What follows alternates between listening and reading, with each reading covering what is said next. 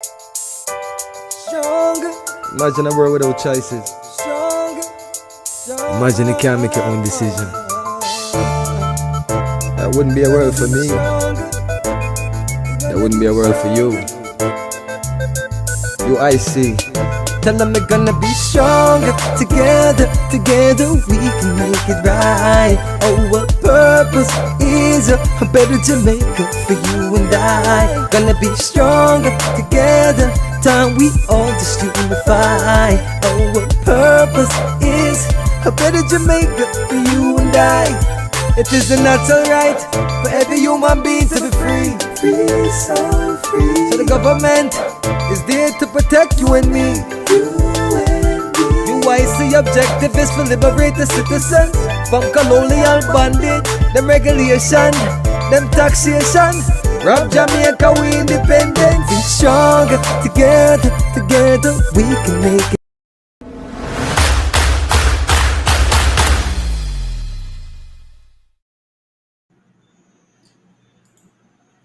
Welcome to another episode of Why Vote Jamaica. My name is Joseph Patterson, and today we're going to be talking about reason number 4, why you should not only vote UIC, but join, volunteer, and donate to help us protect your rights and your future.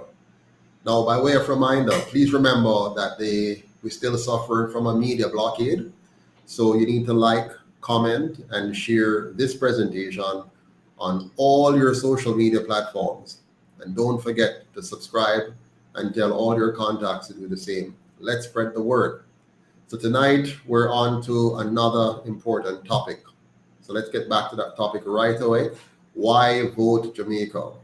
You might recall that the last time we looked at reason number 3, which was to make every family a property owner. You remember that? I hope you remember clearly when we had that discussion. So last time we talked about how we're going to make every family a property owner, returning to them the lands stolen from their ancestors, replacing all the ghettos and squatting communities and garrisons with quality homes and communities. We also talked about abolishing the property tax and giving each citizen a dividend-paying share in the farmlands. Now, you might recall when we had that discussion, reason 3, we looked at the two colonial parties and noted that they have continued the master-slave model of withholding the land their colonial masters stole from our ancestors. We also talked about the fact that we're sure they know and understand that there's no true liberty without property. So they have taken the time to design a society where only those with intergenerational wealth or political connections will end up owning most of our land. The majority of our people must remain landless and without property. In other words, they have to slave if they want to buy back the lands that were stolen from their ancestors. Can you imagine that? They're buying lands from people that didn't buy the lands in the first place. Now, if our people have to borrow money to buy land and then borrow money to build a home, they will end up being relatively poor after paying all that interest and so on. And they'll pass on these, conditions to their children and grandchildren, making us wage slaves pretty much forever. If the land was not stolen from our ancestors and the homes that they built would have been passed down, so the land would have been ours, passed down to their children, the homes they built would have passed down to their children, and that would be generational wealth being passed down. But for many Jamaicans, that's not the case. So they know that when you're financially independent, politicians can't buy you and trick you. They can't use freeness and handouts to control you. Similar to in North America, you know that it's very difficult because most people are somewhat more financially stable. That's why for 79 years after their colonial masters gave them the power, our politicians decided not to empower us as a people. So they withhold the lands from us. They have implemented also a globalist idea of property taxes, which makes you a tenant on your own property, as opposed to giving you full, unequivocal property rights ownership. We also talked about the fact that as you get older, your earning capacity drops, and therefore your anxiety level, your blood pressure, your chances of dying early from stress all goes up due to the artificial inflation and the property tax obligation. All of these policies that the two parties have given to us, whether it's the NHT or any other policy, they're all designed to undermine our purchasing power, to rob you of your individual liberty, and to rob you of your financial freedom. So that's what we talked about the last time when we looked at reason number 3. Now today we're going to look at reason number 4, which is quite an interesting reason to look at. But let me big up those online. Big up Lion Rule the Jungle. Glad you can join us. EJW, good night to you. Clive Morrison, Sylvester Lawrence, good to see you all on. So we're going to talk about reason number 4 now. Before we talk about reason number 4, let me remind you of something which is coming up. You might not remember anything about it, so I'm going to remind you about it. Do you remember this? So we have coming up on January 28th, our Opportunity Knocks financial seminar, where you learn to invest in yourself. So on the 28th, we have the seminar coming up. The price is $25 US, so you can purchase a ticket online, or you can pay $2,500 if you're here in Jamaica. So we're going to have this wonderful online seminar. It's going to be 100% online this time. And so everybody's going to get a chance to come in and learn some very important principles and concepts and strategies in how to invest in yourself, invest your money, invest your time in such a way that you build for yourself a certain degree of financial security, financial independence, among other things. So check it out if you want. Go online, uicjamaica.com, and register at $25, and you'll be sent the link to join us on January 28th for my Invest in Yourself seminar.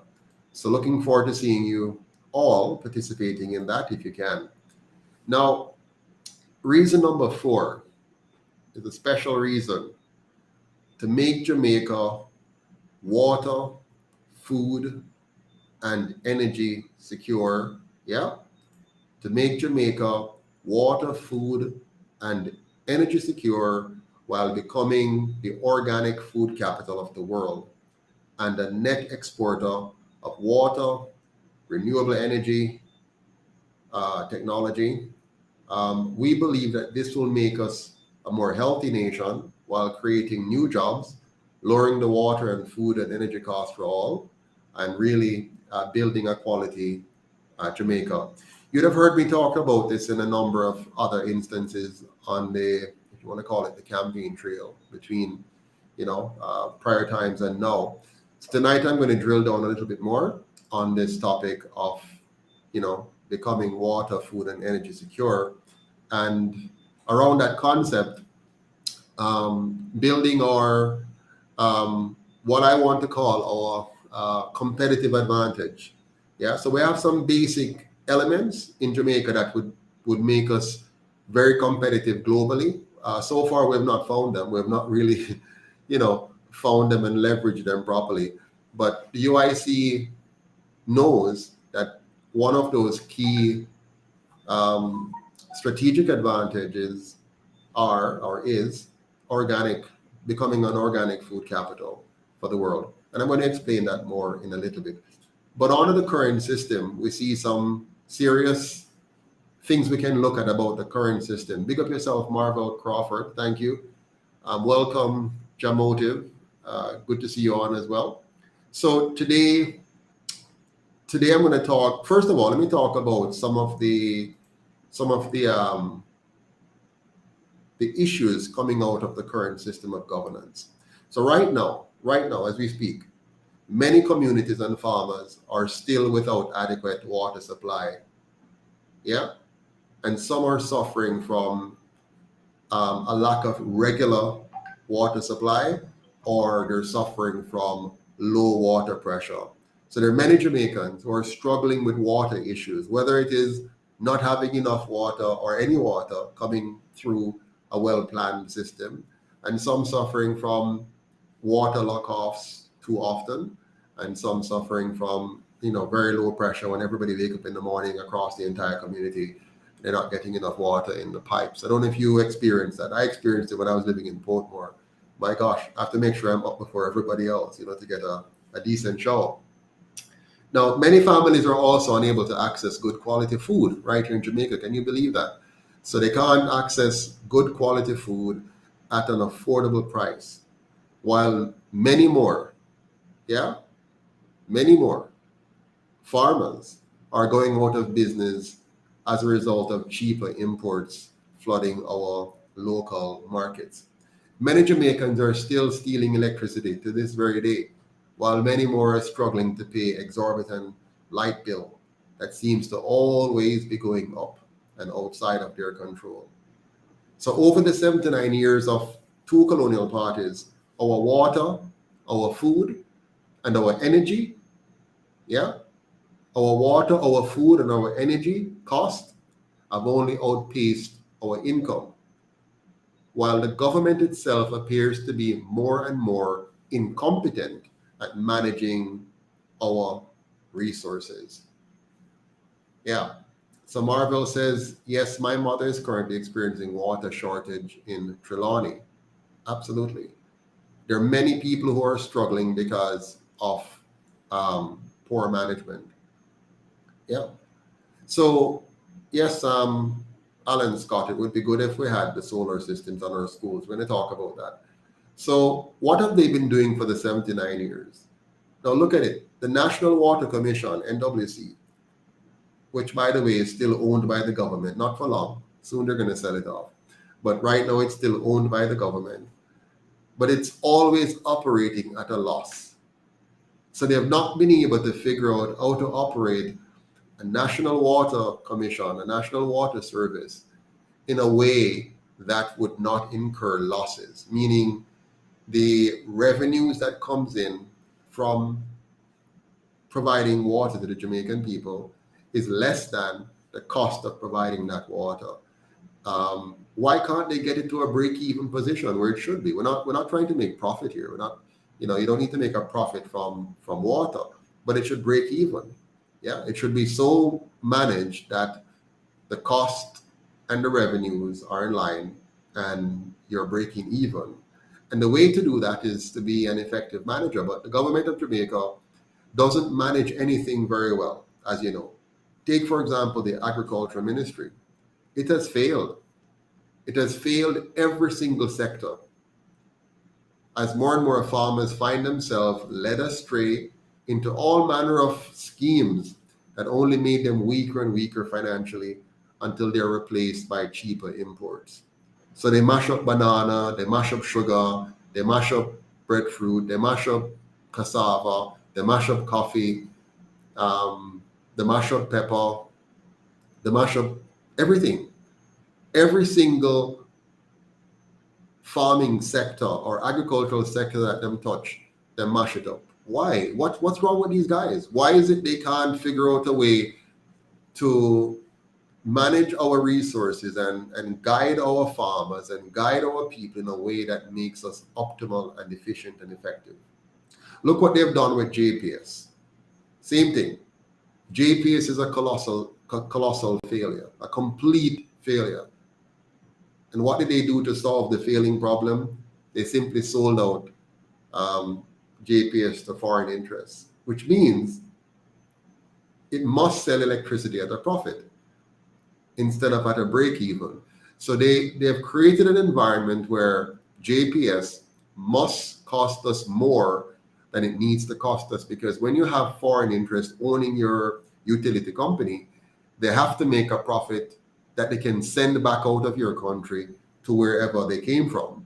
So by default, you are designing your economy to fail by not being able to manage your own energy. We can't manage nothing. We can't manage water. We can't manage agriculture. We can't manage energy. This is serious. We can't manage anything at all. Nothing at all you give the government they can manage. They cannot manage an airline. They cannot manage airports. They cannot manage water. They cannot manage energy. They can't manage anything. Anything they touch breaks, becomes highly unprofitable or highly costly.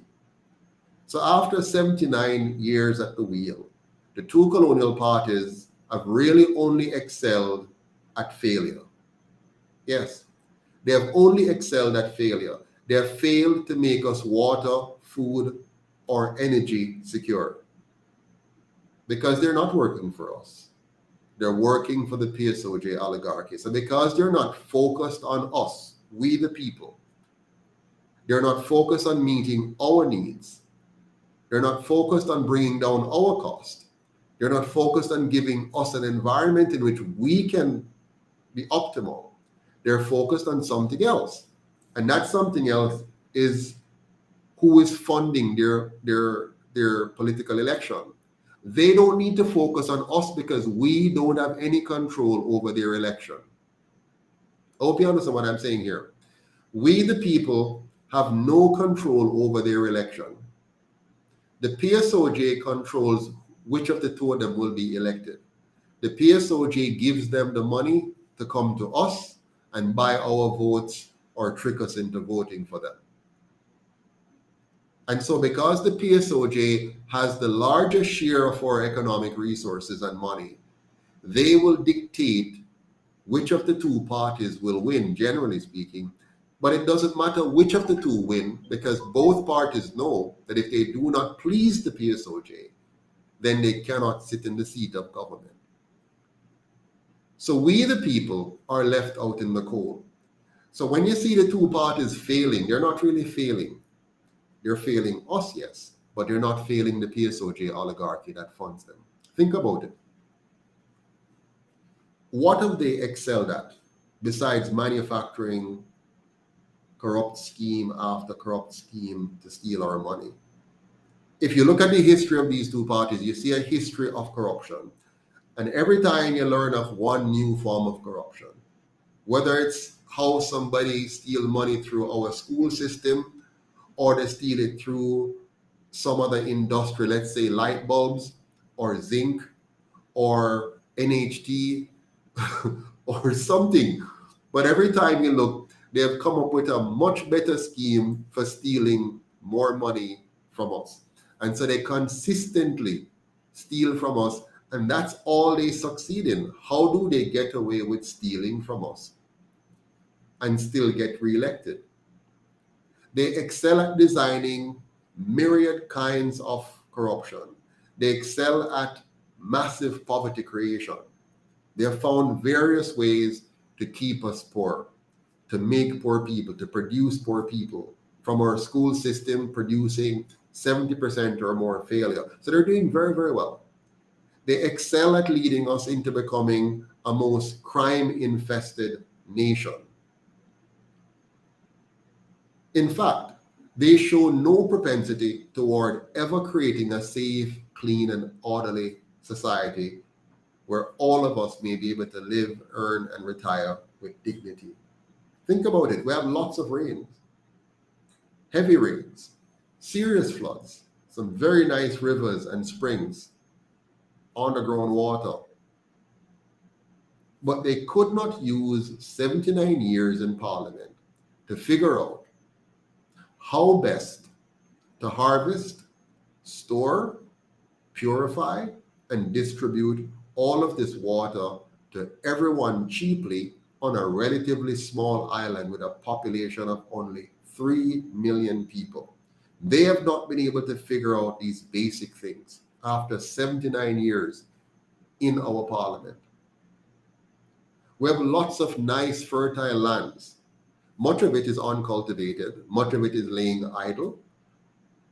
But they could not use 79 years in Parliament to figure out how to empower our farmers, our engineers, and our entrepreneurs to grow all the food we need and to grow a surplus to export. They have not been able to use 79 years to figure this out. Think about it. We have 12 months of sunshine, lots and lots of biomass. We have some very windy areas. We have tons of geothermal opportunities. We have more than a few heavy waterways, but they remained fixated on importing fossil fuel for their 79 years in Parliament, instead of getting our scientists, our engineers, and our entrepreneurs to fast-track renewable energy options. They have wasted 79 years not doing that. So let me ask you a question. How many more years do they need? Should we give them another 79? Should we give them another 5, 10, 15, 20? As we decline from being the leading economy in the Caribbean in 1944 to now being second to last in 2024? How many more years? How many more years should we give them? How many more years should we give them?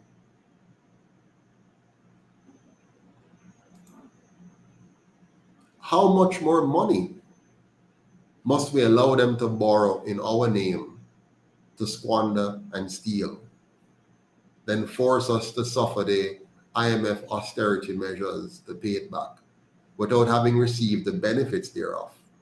Should we allow them to borrow another $2 trillion again in our name?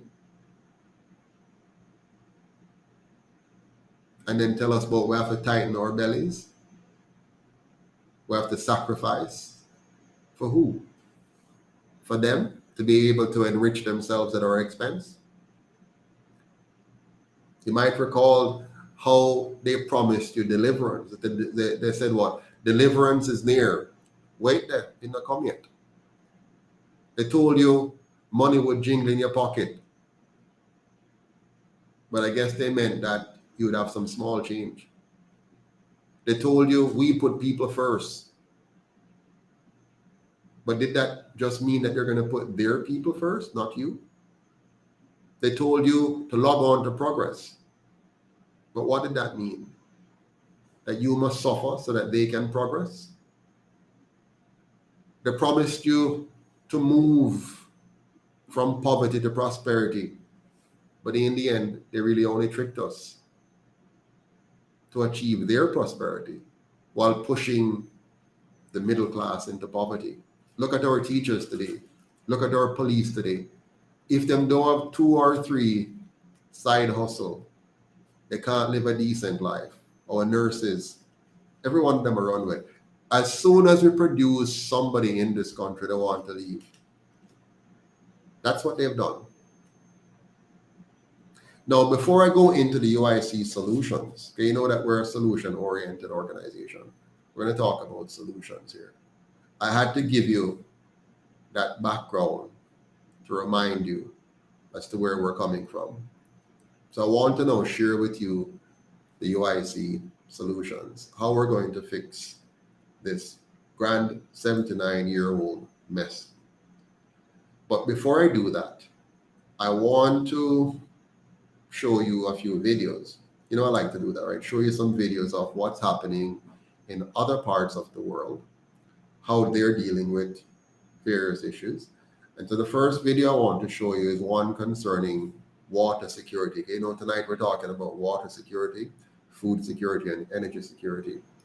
I want to show you a video on water security, so we can understand how important water is and why we need to secure our water properly. Very, very important for us to understand how crucial water is and how crucial water is going to be in the coming years. And if we farm fool with this one and not act fast to secure Jamaica's water supply, we're going to have some serious problems on our hands. Yep. So tonight I want to share with you a little story on water and how critical it is. What factor do you think contributes the most to the rise and fall of civilizations? Is it war?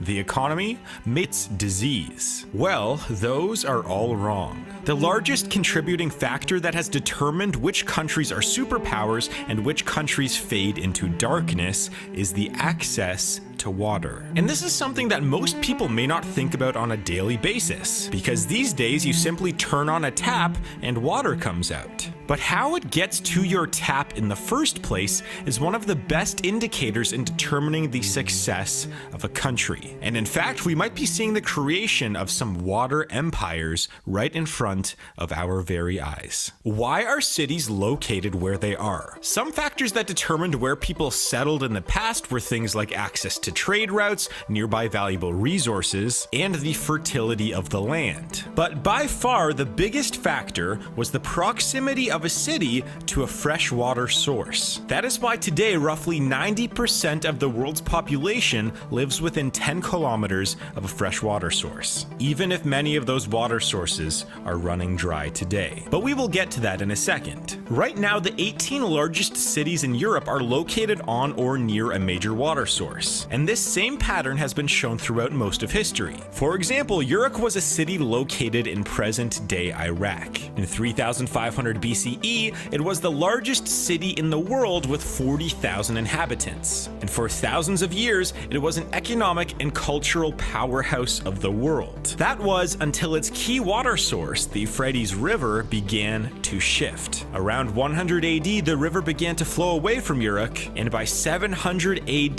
the river had moved so far away that the once massive city was completely abandoned. Ironically, the remains of the city are now located right next to the new Euphrates River, which supplies many cities in modern-day Iraq with fresh water. And a similar story to this can be told for the once great Mayan Empire. From the year 200 AD to 900 AD, the Mayans had built up a sprawling civilization that had 40 cities and reached a population of about 2 million people. But then the Yucatan Peninsula, which is where the Mayans were located, went through a series of droughts. Many historians believe that these droughts were the largest reason why the Mayan Empire collapsed and left behind ancient cities, temples, and wonders. And lastly, it is theorized that a lack of water supply contributed to the downfall of other civilizations, like the Khmer Empire in the 1400s, the ancient Egyptians around 30 BCE, parts of Europe in the 1500s, and the mega drought that occurred nearly 100,000 years ago, which forced humans to migrate out of Africa and settle in Europe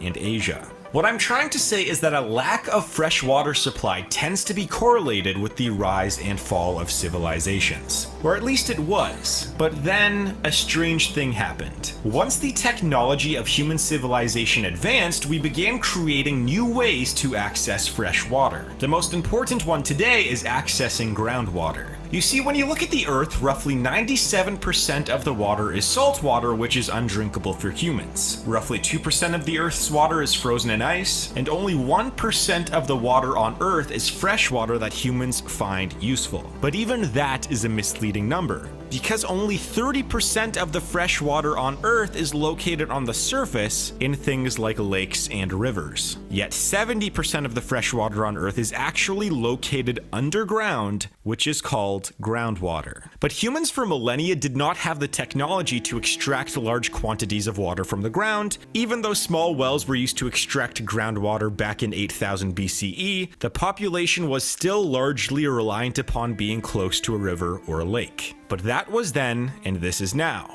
In the world today, there are over 34 countries and territories without any rivers. The most notable on this list is Saudi Arabia. In fact, when you look at Saudi Arabia using satellite imagery, you will see that there are no major sources of fresh water at all. as most of the country seems to be covered in mountains, dunes, and deserts. And the same can be said for other countries like Yemen, Libya, the United Arab Emirates, and Qatar. But if you were to zoom in on some of these places, you might see something that would surprise you. Located seemingly in the middle of a desert is a series of circular crop fields. But how could this be when the country seems to have no nearby water sources? Well, the answer is a little bit complicated. The first thing that you should know is roughly 90% of a country's water usage goes towards agriculture and growing food. Only 5% of the water is used at residencies, and another 5% goes towards industrial projects such as cooling down power plants. For example, it takes roughly 28 liters of water to make the ingredients that go into a 591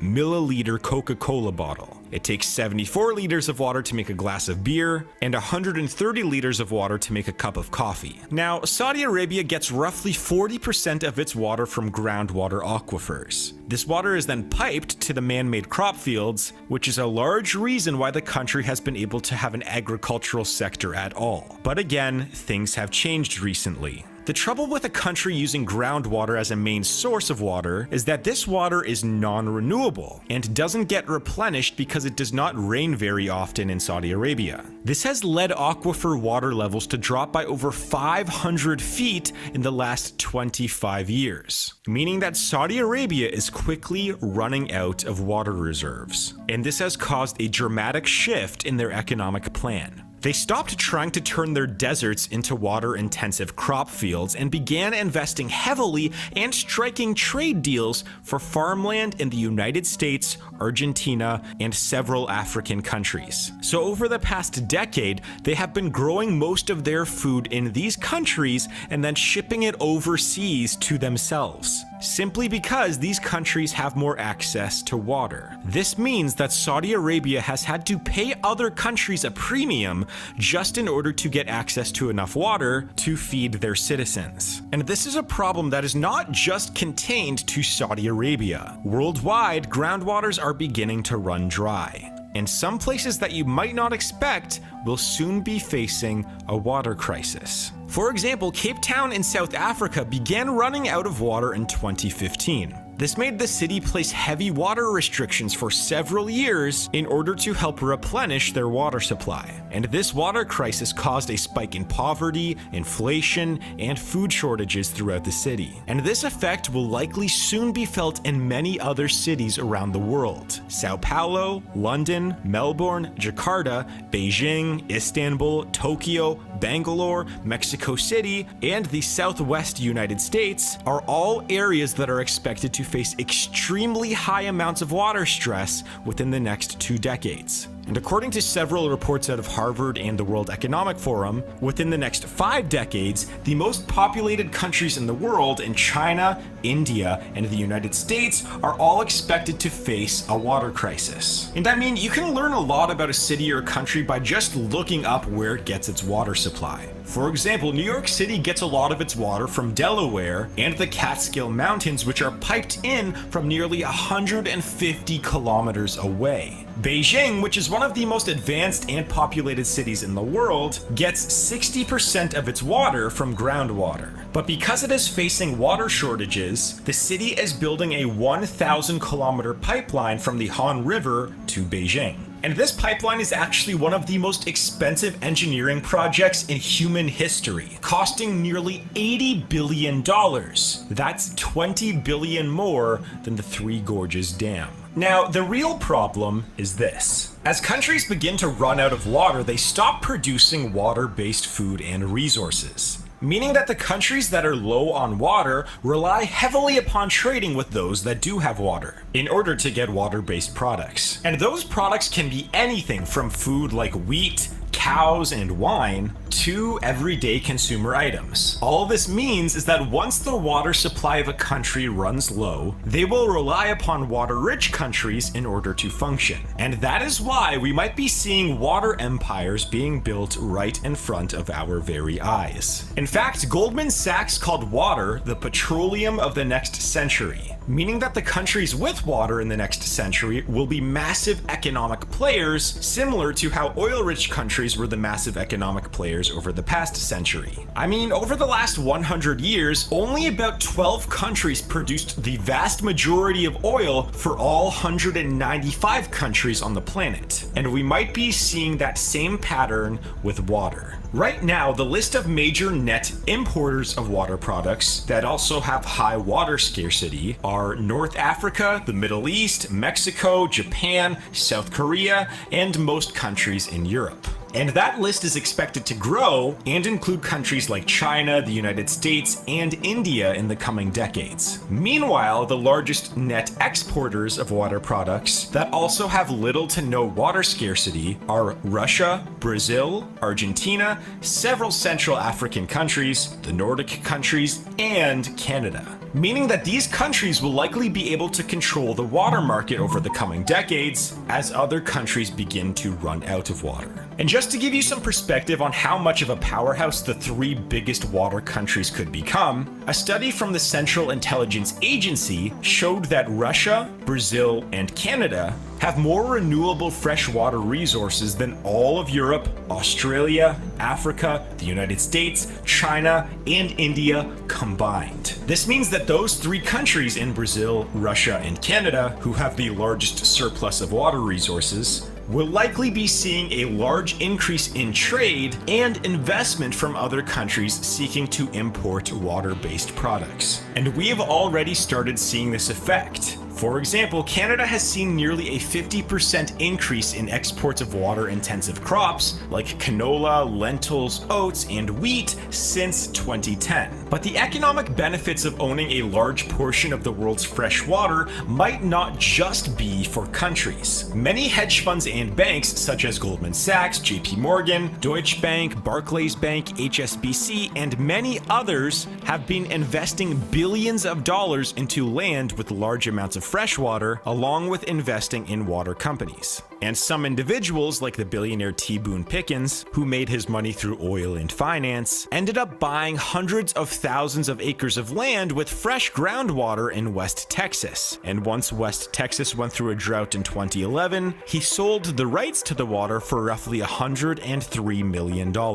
And examples like this are going on all over the world right now. But even though things may seem a little dark right now, there are some solutions which might circumvent this from all happening. The first thing that could take place that would prevent countries from running out of water is by just consuming less of it. Now, even though I do not think that this is going to happen, it was proven to work in Cape Town, where they put massive restrictions on water usage and water products, and over a few years their water supply began to replenish itself. Another thing that could take place is using more efficient technology in agriculture. For example, the vast majority of irrigation in the world is done by simply flooding the fields, which is an extremely inefficient use of water. Using more efficient methods such as spraying crops or subsurface irrigation could dramatically reduce water usage when growing crops around the world. However, this is a lot more expensive. But arguably the biggest factor that could solve the water crisis around the world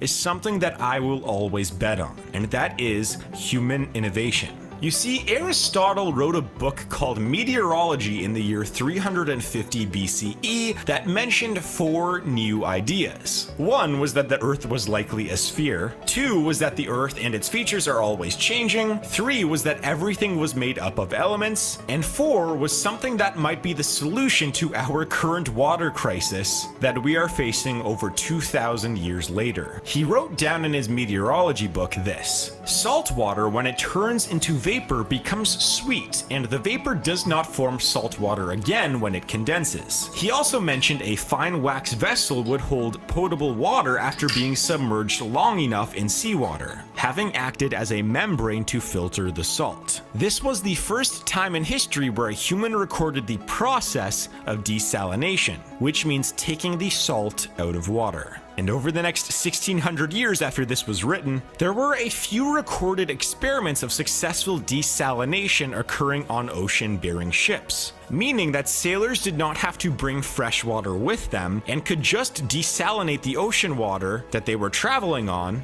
in order for them to drink it. But these desalination methods at the time were only practical for serving a few dozen people. It would take a lot of time, money, and innovation before a desalination process could be used for an entire city. From the 1920s to the 1950s, countries like the Netherlands, Saudi Arabia, Kuwait, and Qatar each built their own larger desalination plants that could serve hundreds of households every single day. And from the 1950s to today, this technology has kept improving to the point where one desalination plant like the Ras Al Khair in Saudi Arabia can provide water to millions of citizens every single day. So then that brings up this question. If we have the capability of building giant desalination plants that would solve our water crisis forever, then why aren't we using these? Well, in some places like Israel, they are expanding their desalination sector in hopes of getting roughly 70% of their fresh water from the ocean by 2050.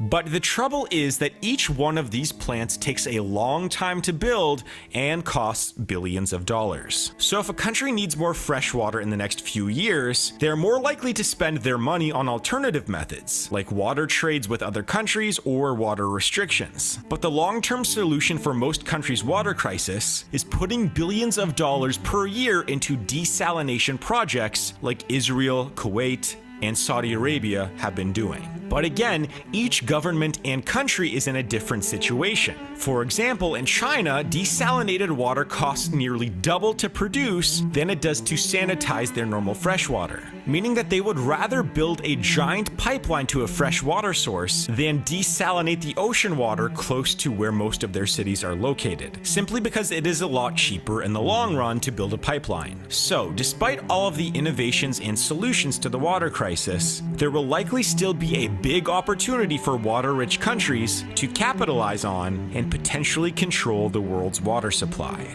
So what are your thoughts on all of this? Do you agree with the solutions? And what are your thoughts on the empires being built through a water crisis? Let me know. Okay, I hope that was very informative for you. Gave you a perspective on how serious it is for us to take our water resource as somebody put it, a gold mine.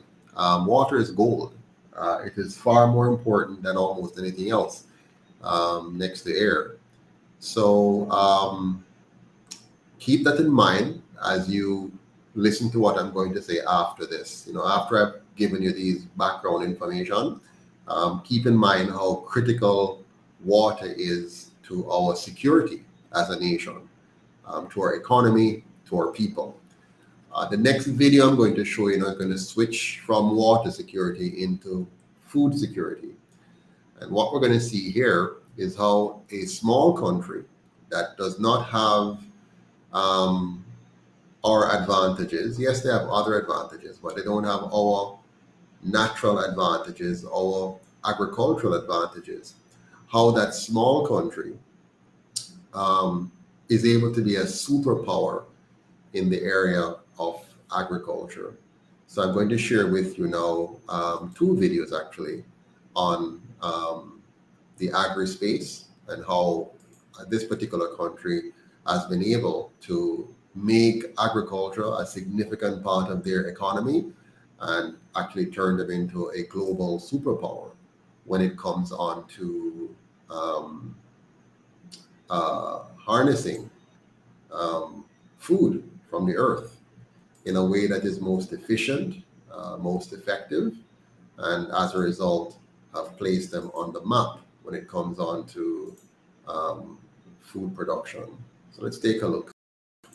Here we have the Netherlands, a beautiful, very flat country made up of windmills and tulip fields. When people think of the Netherlands economy, they go straight to Amsterdam, whether it be the coffee shops or recent headlines about post-Brexit financial services. But in this video, we are going to explore Dutch agriculture, which has helped turn the economy of the Netherlands into the Silicon Valley for food. If I asked you, who do you think is the biggest food exporter in the European Union? You might think France or Italy. That's what I answered before I researched this video. As you might have guessed from the title of the video, The answer is actually the Netherlands. The Dutch economy is the agricultural powerhouse of the European Union, and that title could perhaps stretch to the world for certain fruits or vegetables. The Netherlands is the second largest food exporter globally, behind the United States. But if you compare the population of both countries, it's no surprise the USA is ahead.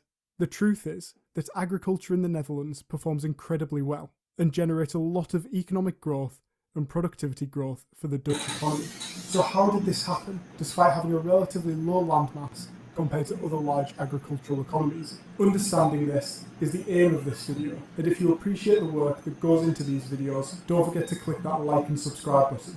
It costs you nothing and it can really help support the channel. So why has the economy of the Netherlands become something of an agricultural powerhouse? Typically, as countries become more developed, they move away from sectors like agriculture to heavy manufacturing and then eventually services. The reason for this is due to an economic concept called opportunity cost. This is essentially the hidden cost of making one decision over another. For example, if you have a piece of land that is 1 hectare and you use it to grow potatoes, you might earn 7,000 or 8,000 euros. If instead you use that area to build a factory or an office, the return could be much higher. Well, the Netherlands has actually been a bit backwards in this aspect. Famous Dutch companies include Shell and Philips, and the first stock exchange in the world was actually in the Netherlands. It wasn't until fairly recently that the Dutch economy started looking at ways to become a large agricultural producer and exporter. Now I know what you might be thinking, agriculture in the European Union, it's got to be subsidised. You would be partially right, as the Common Agricultural Policy is essentially just that. But compared to other prosperous EU countries, the Netherlands gets a much lower subsidy. The Dutch economy gets about 1/3 of what Greece gets, or 1/10 of what France gets. And when you consider this to one of the other countries I've covered before, Switzerland, it is clear that something else explains this. The answer as to how the Netherlands economy has become the garden of the world can be explained in one word: technology. That's the simple answer, but that doesn't explain why other countries can't keep up. After all, it's not as if Spain or France can't afford technology. And that's why we have to go back a bit further to understand why agriculture in the Netherlands was promoted as a sector. In the 1970s, the economy of the Netherlands was one of the most prosperous in Europe. Compared to the UK, the Netherlands was practically a paradise. Instead of rolling blackouts and constant strikes, the Netherlands economy was growing and dominating global markets in electronics and gas. However, there were some issues that started to appear in the Netherlands during this time. With market-leading firms growing at a rate quicker than the rest of the economy, it encouraged younger, more educated workers to move away from agriculture to well-paying sectors. This put Dutch agriculture under a lot of pressure, an issue made worse by the fact that Dutch farms can't really benefit from economies of scale. Unlike the USA, which has incredibly large farms, typically owned by a big corporate, the Netherlands had the opposite, which made large investments more risky. Another issue at this point is an economic concept called the Dutch disease. With sectors like natural gas bringing in large demand, the Dutch currency continued to strengthen.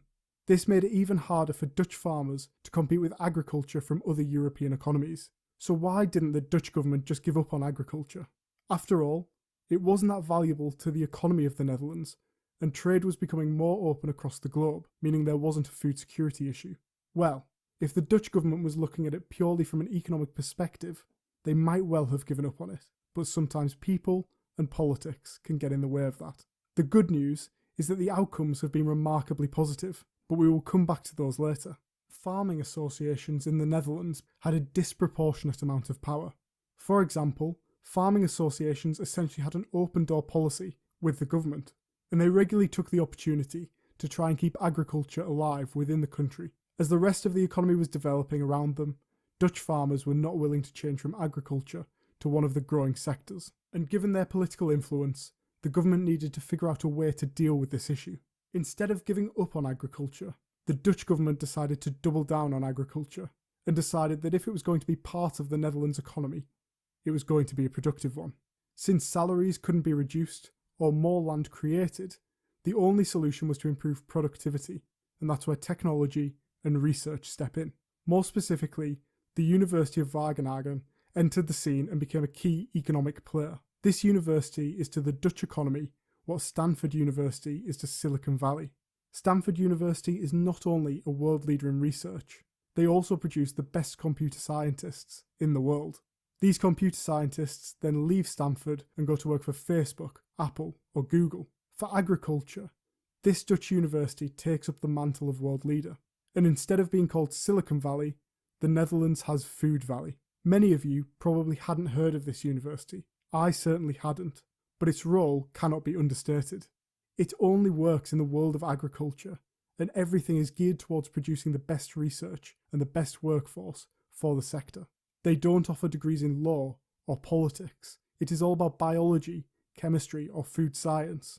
They are also funded in a very different way to most universities, which stems from the fact that to make Dutch farming competitive, it needed to be productive. The funding structure for the university is made up of both public and private sector funding. In the last 2 decades, public sector funding for the university's research budget has doubled, aimed specifically at improving the economy of the Netherlands through something called agritech. Over 25% of the funding then comes from the private sector, typically agricultural firms wanting to improve their own productivity. This does not mean that the university is being privatised, nor does it mean that the research the university produces is hidden away, never to be seen again. It actually has a major benefit, which is that it allows the university to be connected to the business community in the region, and through a concept called the agglomeration effect, this has created an economic boom. By working closely with agricultural businesses and helping them to boost the Dutch economy, it has encouraged more firms to set up in the area. This in turn leads to business support services like accountants or lawyers setting up shop, as well as cafes or restaurants as wages go up. Most importantly in this instance, it also encourages intelligent people to come and study at the university. The university is the most cited in this field and has incredibly close links with businesses. Whether you want to do research or become an entrepreneur, the university is the place to be for those interested in agriculture. The result is that 40% of the students and staff at the university are foreign, coming from every inch of the globe. For someone like me, who can only speak one language, it would be great as the official language of the university is actually English. To give an example of what this actually means to people in real life, let's look at tomato growing in the Netherlands. The starting point is to understand that in natural Dutch conditions, growing tomatoes would be pretty challenging.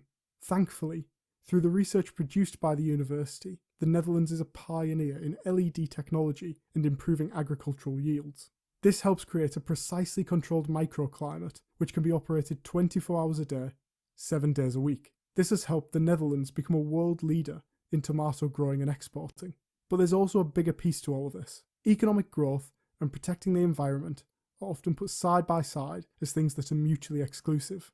The Dutch tomato is an example that shows that this is not always true. In the USA, farmers need about 126 litres of water for every 1 kilo of tomatoes. In the Netherlands, farmers need just 8 litres of water to grow a kilo of tomatoes. An amazing saving in both economic and environmental terms. Not only does the university help to produce the research, it also plays a key role in getting that research out there so that farmers can take advantage of it. What I didn't know was how quick technology changes within agriculture, and it is thanks to the university and the Dutch Agricultural Council that farmers can stay on top of that. After all, it's no good being a farmer and getting money from the Common Agricultural Policy and then not knowing what to actually spend the money on. The Agricultural Council helps signpost farmers to the most up-to-date equipment for whatever crop they're trying to grow. They want to grow potatoes, they'll be told what machines to get. If they want to grow tulips, they'll be told what tech they need. The overall result is that Dutch agriculture is one of the most productive in the world.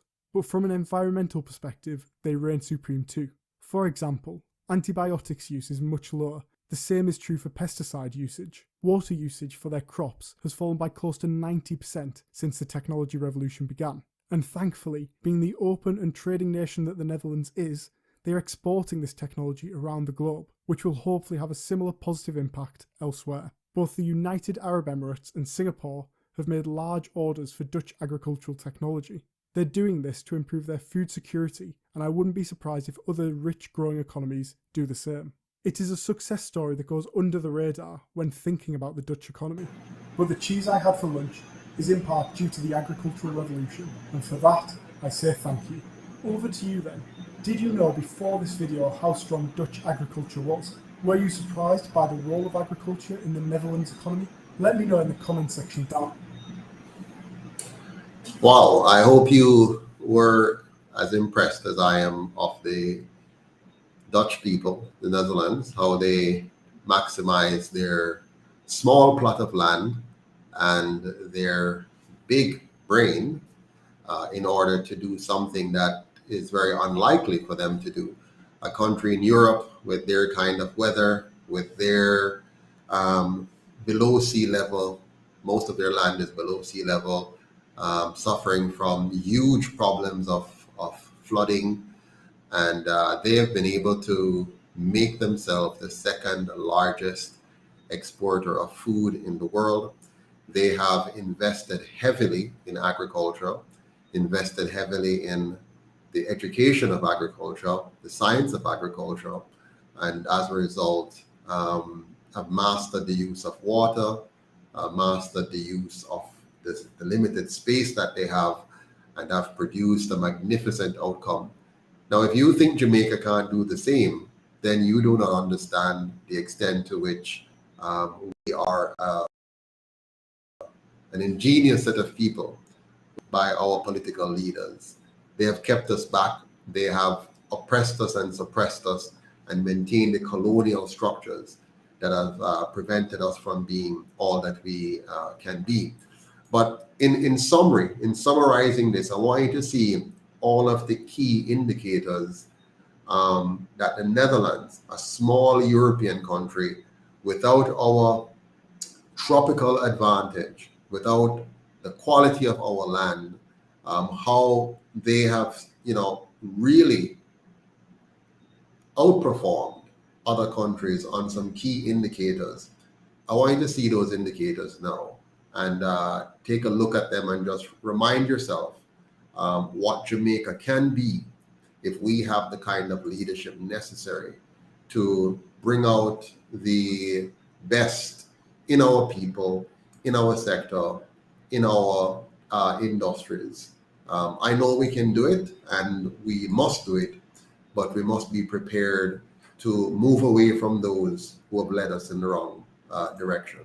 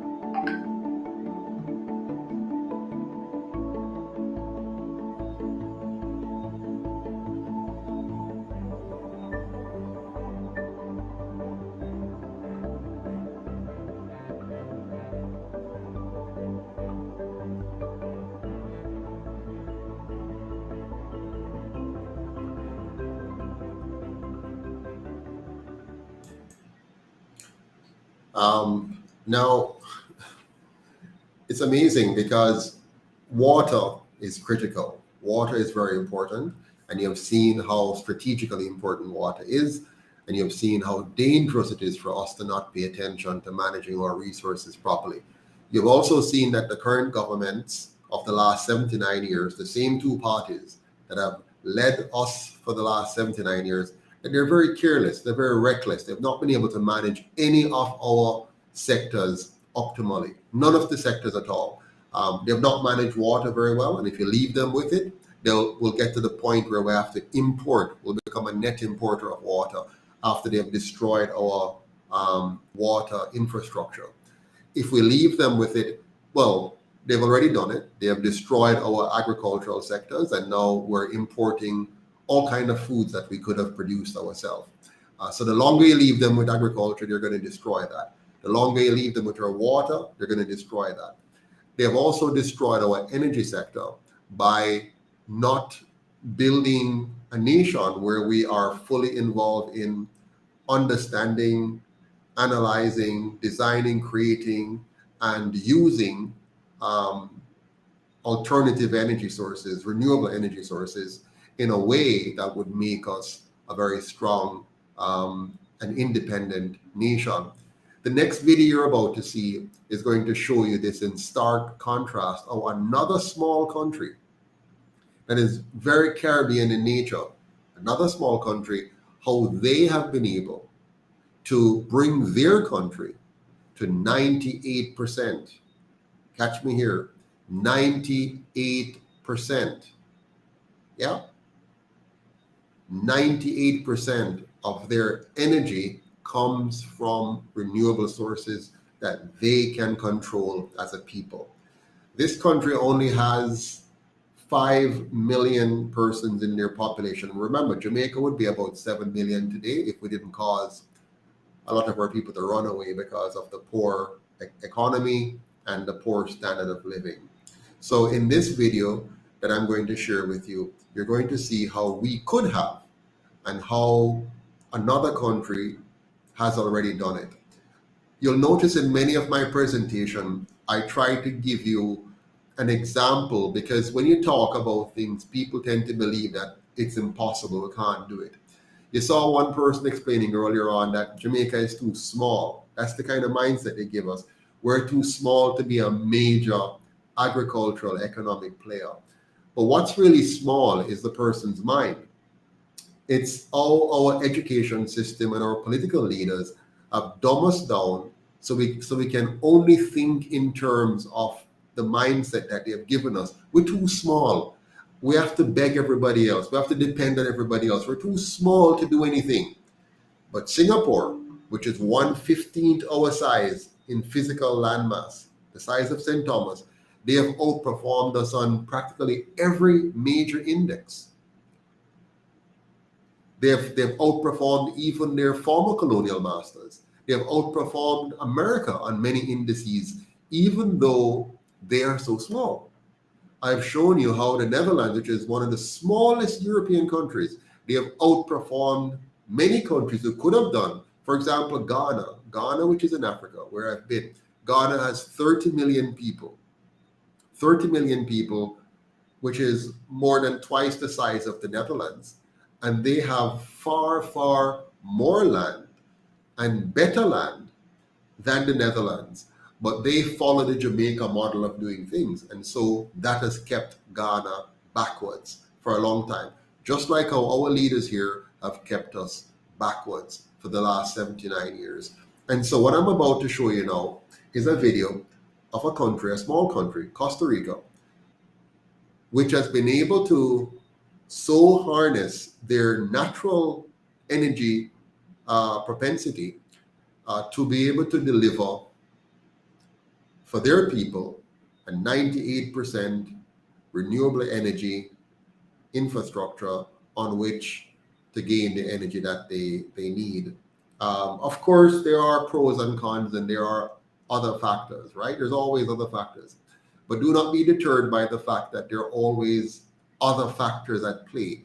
We need to find how to optimally use what we have, the factors we have, in order to make our country a very wealthy, independent, and healthy country. And we can do it. So the next video I'm about to show you will illustrate how we too can become energy independent and not remain dependent on fossil fuel to the extent that we do. In Costa Rica, an increasing number of entrepreneurs and small businesses are switching to renewable sources of energy because it's a smart economic choice. Luis Diego Vasquez says it's not just about being green. The solar panels that run his ice cream shop save him money. We used to work with a gasoline generator here. The gas cost about $25 a day. Now with the panels, no fuel is used. There is no pollution. It does not make a sound. People like it, and the investment is recovered by saving money on the fuel. Vasquez and solar farmer Fatima Manialegre are part of a renewable energy economy that has allowed Costa Rica to get a record 98% of their electric energy from renewable sources. We have the opportunity with this energy to have tranquility, health, save money, electricity, gas, and above all, we're contributing to the health of the planet and the health of all the people. On a national scale, the country gets its energy from a number of sources, like wind energy, geothermal energy, and hydroelectric power. Even the streetlights are solar powered. Government officials like Andrea Mesa say the country is making choices to go carbon neutral because that is simply what the future will demand. Donde vamos a estar muy digitalizados. Where we are going to be very digitalized, and these two processes feed back on each other, and where we are going to start to produce electricity in a decentralized manner. These are very structural changes of the energy model and the economic model, and the country sets out its roadmap to prepare and take advantage of it, to give it opportunities. All this is possible because Costa Rica only has about 5 million citizens and no major industry, so their electric energy grid is small. But the transportation sector is big, and that relies almost exclusively on gasoline. Because of that, petroleum products still account for most of the country's total energy use. But Mesa insists that too will change. Es importante. It is important. This is like a mantra that we always repeat. This is not an environmental issue, it is a development model issue. This is a matter of preparing the country for the fourth industrial revolution. The world is moving towards an economy where we are going to stop using oil. Although some think that it will never be possible, but that is what we are going to do. In the short term, analysts expect the growth of renewable energy and the demand for oil to continue to rise. Kevin Enix, VOA News. Wow, so very impressive, eh? Really impressive to see a small country like Costa Rica being able to do such an amazing job. Remember, they have 5 million people, so there are 2 million people more than us. They're a small country relative to us, and they have been able to do the unthinkable. 98% of their energy comes from renewable sources over which they have complete control, which means that they have placed themselves in an energy secure position. They still use fossil fuel, of course, to power their cars and so on, but that's okay. It's okay that you still have limitations. What we want to do is to maximize our opportunities. So if we can get to the place where, for let's say, most of our household needs and schools and government buildings, are off the fossil fuel grid, if you will, and we still have a few other industries or a few other segments needing the fossil fuel support, and that's a small percentage relative to what it is now. So it's going to impact our need for foreign exchange significantly, bringing down the amount of US dollars we have to buy to purchase fuel, or if we're a part of the BRICS arrangement using theirs. Either way, we're going to reduce the amount of money we need, the amount of foreign currencies we need to purchase to buy foreign resources to fuel our country if we move Jamaica to the Costa Rica level, where 98% of our regular operations are being supported by renewable energy. It should be very clear to you by now that the two colonial parties have wasted our time. They have wasted our money and they have wasted our resources for over 79 years. They have wasted our time, money, and resources over the 79 years that they have been in government. They have captured our government for 79 years and used all of that time to waste our time, to waste our money, and to waste our resources, and cause more than half of us to run away from our country to go live somewhere else and struggle, as opposed to being able to enjoy a quality life here at home and building our economy. They have made us water insecure instead of water secure. They have made us food insecure instead of food secure. They have made us energy insecure instead of energy secure. So any promises at all that they make to us now is only good enough for a fool.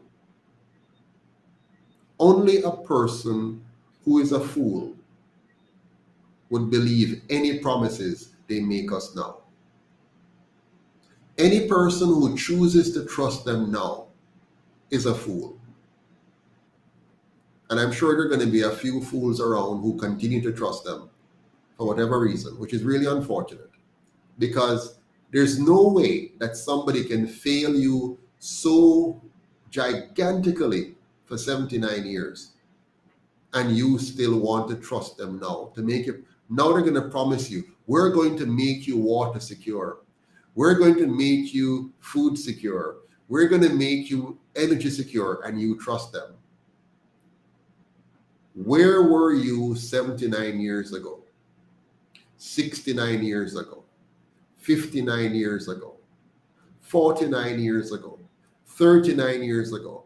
29 years ago? 19 years ago? 9 years ago? Where were you with all of these ideas? So my friends, they can copy all they want, whatever the UIC is saying, but only a fool would trust them to deliver on what the UIC is talking about. One of them recently said, "Time come." That's their new campaign slogan, "Time come." You know that one, right? You know the one? Time come. That's what he's saying now. But we need to tell both of them. We need to tell both of them, it's the time up. The time has come for them to go, not for us to switch them out again. Their time is now unequivocally up. They need to go. And I'm hoping that we here are man enough and woman enough to say, time up, and we're going to make sure that you go. Now, very shortly, the UIC is going to hit the road.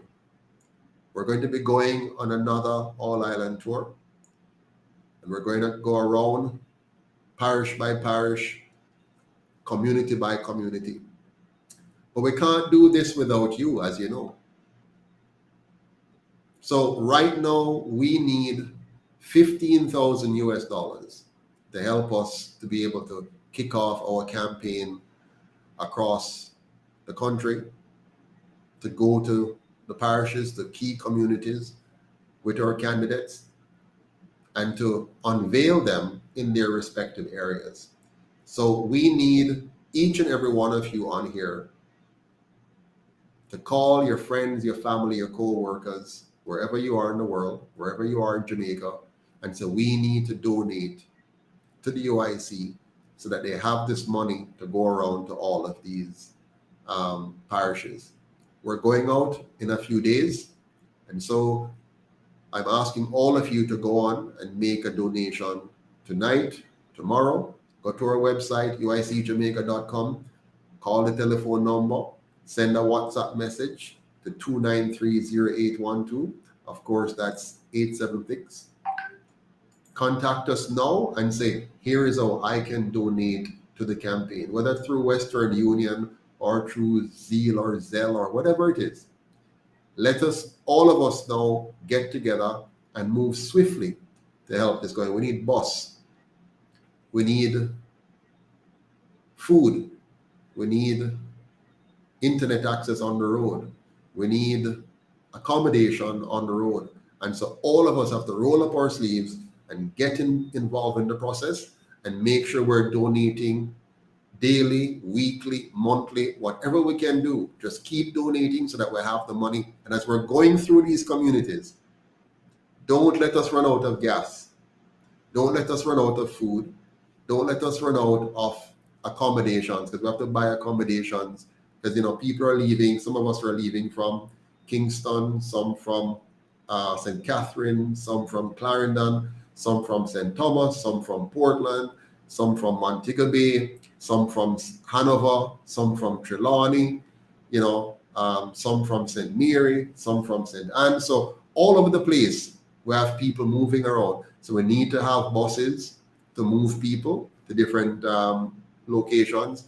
We need to have gas. We need to have accommodation. We need to have food. We need to have printed materials. So I'm counting on each and every one of you on this now. You alone can't do it, just like me alone can't do it. So every one of us, find a way to get somebody, including yourself, your wife, your husband, your children, your auntie, your uncle, your grandmother, your grandfather, and let us all donate now so that the UIC can kick off its campaign to go across the island and carry the message that it's time for us to elect a government that is going to eliminate the corruption, the poverty, and the crime which has been plaguing Jamaica for 79 years under the same two political parties. Time up. Let us save Jamaica now. Let us pull together and save our country. And so I had to share that with you before I now move into what we're going to do about what I just described. There is a better way. And the UIC is here to provide that better way for all Jamaicans. We will use permaculture technology and principles to ensure every community has a water harvesting system that is tied to a national water grid to ensure they have adequate supply and adequate pressure of water going to every home, every farm, and every business in this country. This is more than a promise. This is an important foundation for us to have water security.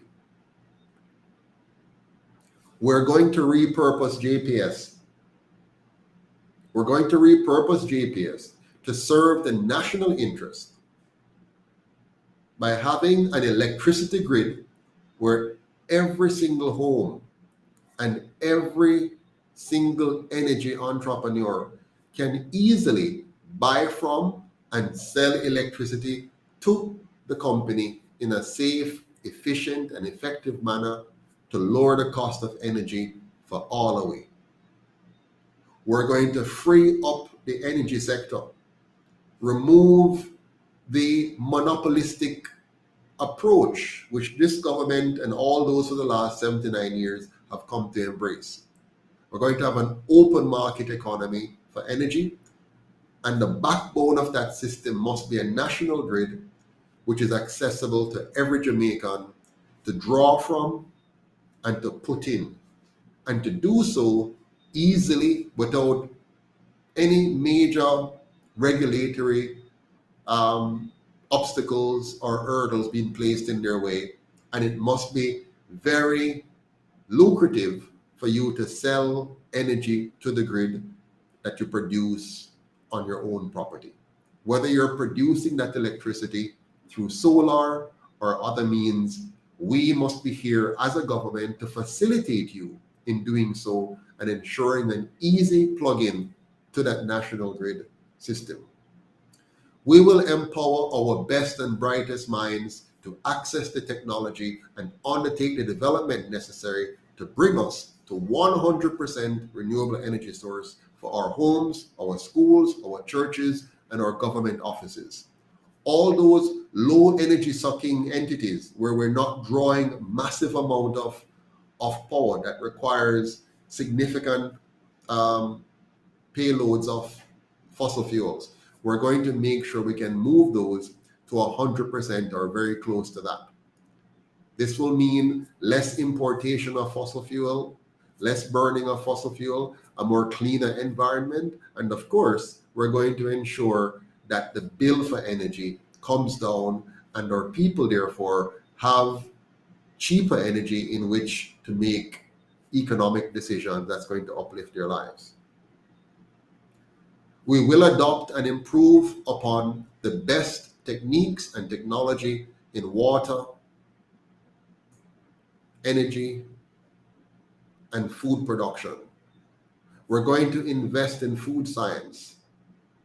We're going to organize and resource and empower our farmers and food processors to make us the organic food capital of the world.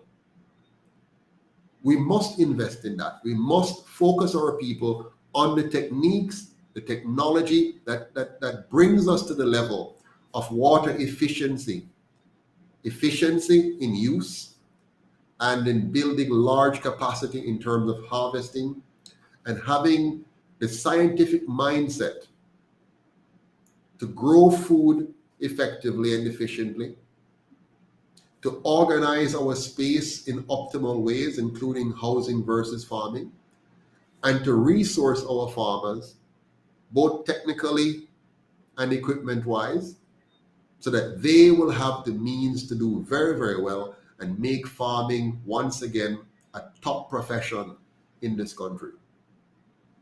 We will carefully preserve farmlands by stopping the urban sprawl. And we're going to make every Jamaican not only a property owner, but a shareholder in our farmlands. We're going to incentivize our people to ensure that our farming industry goes well. They become shareholders. That's how they're going to own the land. Shareholders in all of our productive lands. And while we're doing that, we're investing now in massive organic farms, investing in advanced agricultural technology, investing in advanced water harvesting and efficient use technology, investing in renewable energy industries, making our students, our graduates, masters in these areas. So when another country wants to know about how to deal with water harvesting and how to use water efficiently, they must not only go to Israel or to the Netherlands. They must say, look at what Jamaica is doing. So we're going to learn from the world, and we're going to improve upon the world. We're going to make our agricultural schools serious schools, not the playthings we have now. Serious scientists, scientifically driven, technology-driven schools that are going to ensure that we have the best minds and the best outcome in our agricultural space. We are going to excel in next-level agri-science, food science, and water harvesting and renewable technology, while making all of Jamaica a tourist destination that reflects the fact that we now have a government that respects the people. Right now, we don't have that. That is why Jamaica is so dirty. That is why your community looks so dingy. That is why we still have so many zinc fences all over the place. That's why we have communities with sewage running out in here. That's why we have those inner city communities that are so ugly and dirty, ghetto. All of that must go away if we respect our people. And so the UIC is going to respect the Jamaican people and therefore give us the kind of environment that we need to succeed. We can do it. We must do it. We have the capacity to do it. It doesn't matter how small you might think we are. We can do it. We're going to make every Jamaican a property owner as well as a farmland shareholder.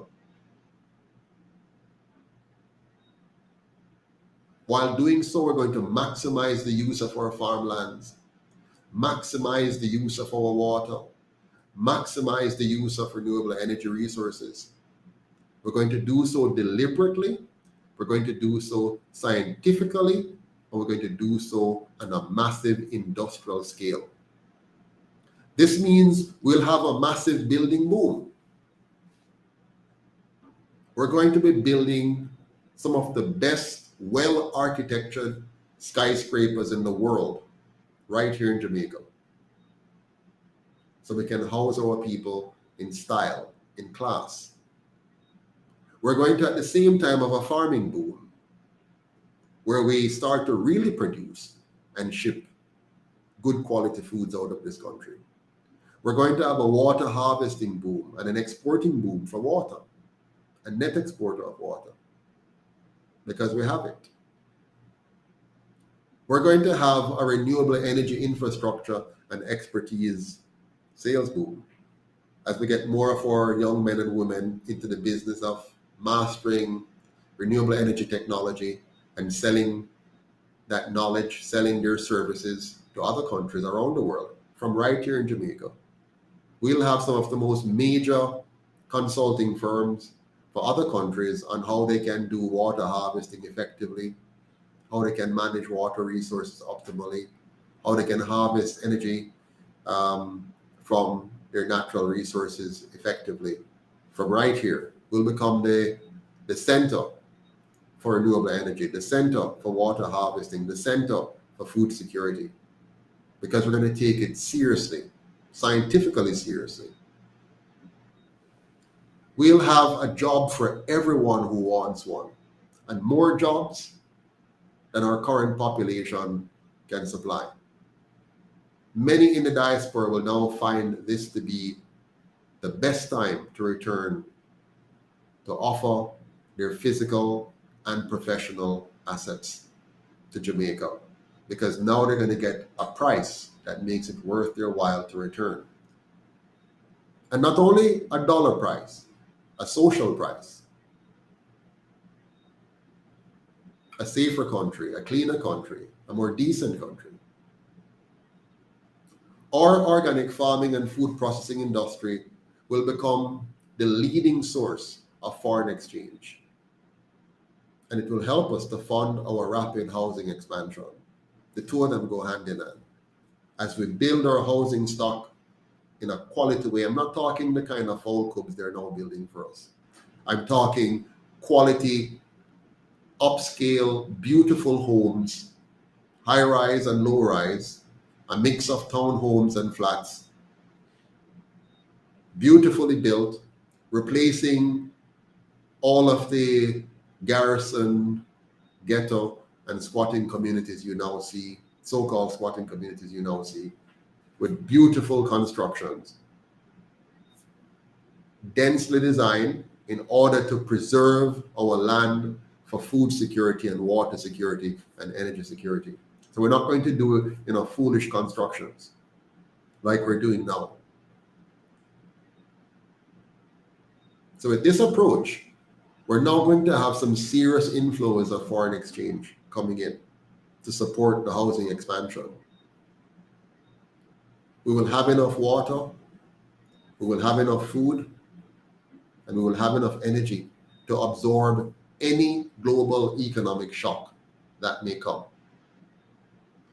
We are going to be more ready than we've ever been as a country.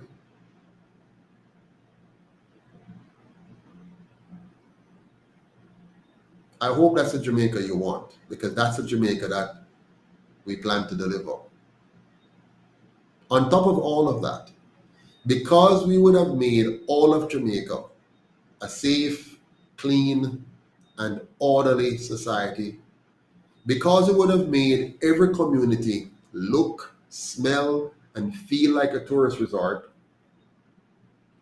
and because we would have created this massive organic farming industry, and because we would have so mastered the use of our natural resources for optimal renewable energy production and use, we will become the most eco-friendly community tourism product the world has ever seen. And there again, we would have quadrupled our revenues from the tourism sector. So we have found a gold mine in organic farming. We have found another gold mine in water harvesting and export. And we have revisited a gold mine of tourism by making it community tourism, where all of Jamaica becomes the all-inclusive environment. Can you see clearly the economic engine that we would have created here? Massive production of food to meet our needs at home, quality food, healthy food that we export abroad also.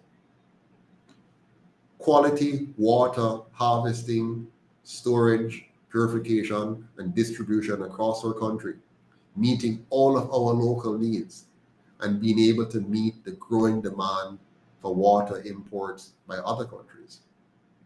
and at the same time, making all of Jamaica a tourist resort, not for the tourists, for us. But because we have made it look and feel so beautiful and rich and so clean and so orderly and so nice, of course, every tourist will come. They're going to marvel at how well we have maintained our natural resources, maintained our roads, our schools, our buildings, our parks, our markets, our community centers. They're going to marvel at our organic farm. They want to go and visit our farms and see how it is going and marvel at our technology. They're going to love the environments that we've created for the nightlife and for entertainment and for sporting complex and all of that. And they're going to want to come back here over and in fact, more of them will want to come and buy a piece of Jamaica, but it will be on a different basis then, different situation when we come in. Because our country will not be for sale anymore. This country is going to be for Jamaicans, and all our policies are going to be to protect and preserve Jamaica for Jamaicans. And of course, we love and welcome guests. But that's what we want, for you to come as a guest, not for you to come here and own. We want you to be a guest, come and enjoy for a little while, and go back home, and come again, and go back home again. But we, the people of Jamaica, you, my fellow Jamaicans abroad, and Jamaicans here at home, this is for your country. And so when you come back here as a Jamaican, nobody mustn't give you 6 months, but you can stay in the country for 6 months. Them days are done on the UIC. On the UIC, Jamaicans come and go as they please. Your passport never expires, so to speak. This is your country. And so you will have the right to vote wherever you are in the world. You will have the right to run for office anytime you want to come home and run, whether you have dual citizenship or not. You must have the freedom to bring home all of your assets and pay no duty at all to bring back your assets, your business assets, your personal assets. We don't care. Once it's yours, you bring it home. And if you get into trouble anywhere around the world, you must be able to pick up the phone and call Jamaica, and your government will be on the case to make sure that your fundamental human rights are protected. A fair trial, proper representation, and that everybody know that you are from a country that has your back. So once they hear you're Jamaican, they don't rampant you, because they know that you have a government that is in the business of protecting the people of Jamaica, whether they live in Africa or America, whether they live in China or Japan, whether they live in Australia or New Zealand. It doesn't matter. Once them name Jamaica, this government is going to be in the business of defending you and protecting you. And so now Jamaica is expanded. It's not just a little island anymore. It is all 7 or 8 million away, wherever we are. That's the new Jamaica we want to create. Voting rights for those in the diaspora, 100%. 100% duty-free return. The right to hold office with dual citizenship. And I know why I'm saying that. They force you to become a citizen of another country. You must not be penalized for the failings, the 79-year failings of these two pirates we call colonial parties. So I hope you can see clearly how taking water harvesting seriously and going truly organic in our farming industry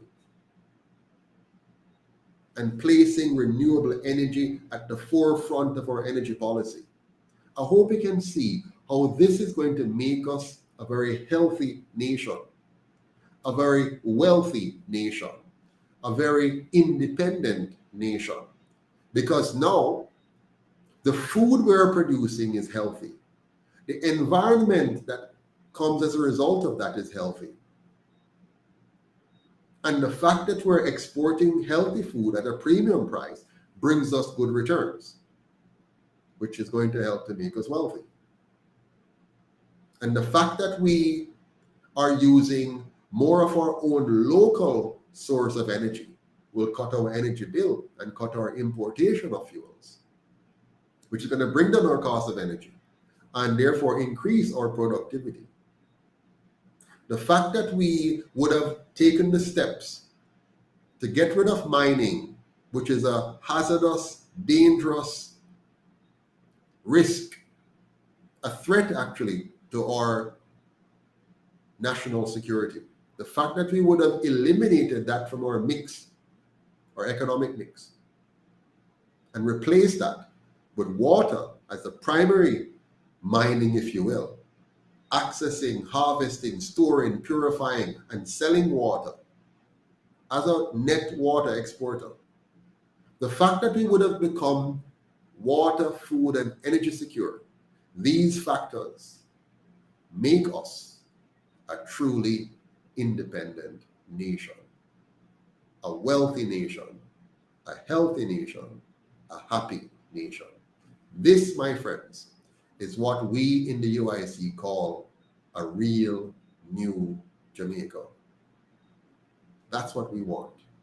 And that's what we're going to create. True independence. Now, if that's what you want, type yes in your comment box, wherever channel you're on. Just type yes. That's what we want. Yes, UIC. That's what we want. If that's what you want, type yes so we can see that. If you don't want that, say no UIC. So yes UIC if you want what we've just described. No UIC if you don't want what we've just described. You're happy to stay with the system as it is, then you can say no. But if you want what we're offering, if you want what the UIC wants, a safe Jamaica, a clean Jamaica, a very orderly Jamaica, a Jamaica where all of us can live, earn, and retire with dignity, a Jamaica where we have water, food, and energy security, a Jamaica where we have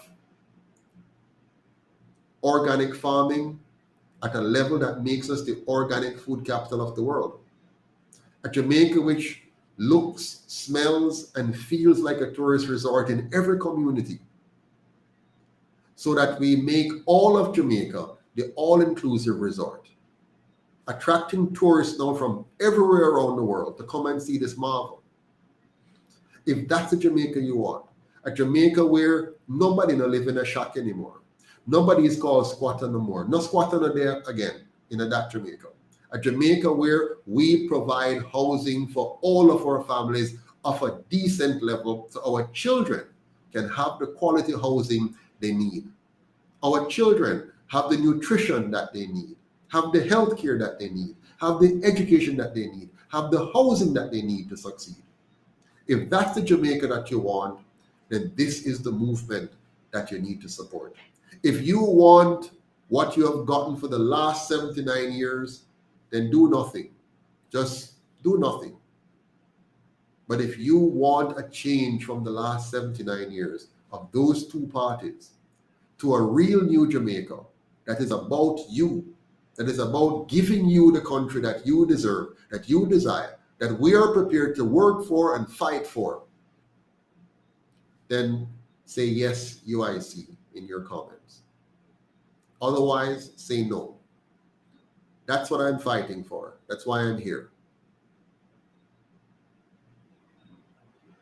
And so at this point, I'm now ready to take your questions, if you have any, before I vacate the seat. I want to say thank you very much for your patience. Thank you for your contributions. Thank you for listening. And most importantly, thank you for donating. I think we're going to be on the road in about a week or so from today. We're going to be traveling across the country. We're going to be beating the drum. We're going to be calling the nation to action. We're going to be going beyond all the blockades, the media blockades, and all the attempts that they have made to quiet us and to keep us out of the public's view. We are going door to door. We're going community to community, but we can't do it without you. So every day, send what you can. If it's $1 you have, send it. $5, send it. $10, send it. I want 1,000 of you to send $25 a month. That will give us $25,000 to make sure we win some seats in the next election. We have the local government election coming on by February. So you see the Prime Minister shuffle up in cabinet now. What a foolishness, eh? They take the same non-performers and they move them around. What a piece of idleness. I just love the UIC approach. Our approach is not to have these lame politicians trying to run ministries. Let politicians be politicians. Let them represent the people. Let them focus on holding the executive branch accountable. Don't have these people who figure out how to win an election, have them as ministers when they might not be qualified. The UIC method is to make sure we have subject matter experts, people who are qualified and competent to lead a ministry. Let us have those in the ministries as the head of department to lead those ministries effectively. If we had the UIC system 25 years ago, Jamaica would be a first world country today. Instead, they keep shuffling around the same foolishness and then shuffle between the same two parties. We must get rid of them now. We must get rid of this system now. It's time for us to save Jamaica now. It's time for us to say enough is enough. We want good governance now.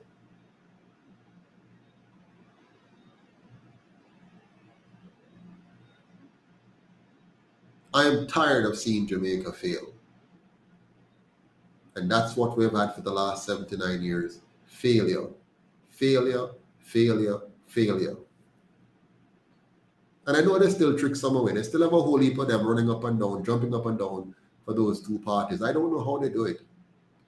Well, I know how. I mean, you have to be really ignorant, right? I mean, you have to be very ignorant to be able to continue to jump up and down behind. Either you're ignorant or you're a part of their corruption mechanism. So those who are a part of it and feel that they're benefiting from the corruption, so they can suffocate their intelligence and participate in that kind of charade. But then there are others now who are just mindless, don't understand what's going on. They get $5,000 and that's it, or some liquor. But we have to do better. All right, let me take some questions now, if you have any questions. Alice says, please can I ask when the Invest in Yourself course will be scheduled? Okay, very good question.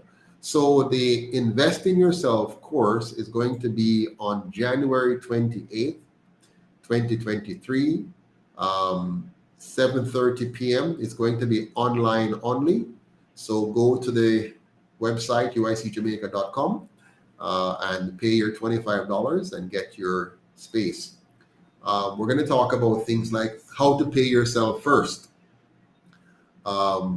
which is, you might have heard that concept before, but I'm going to really explain it in ways that you might not have thought about before. I'm going to teach you exactly how to pay yourself first.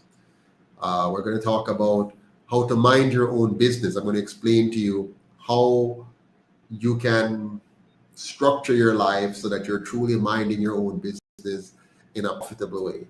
When I talk about making money work for you, I know they taught us in school how to work for money, but they have never taught us how to make money work for us. And so I'm going to explain that in some level of detail for you at this course.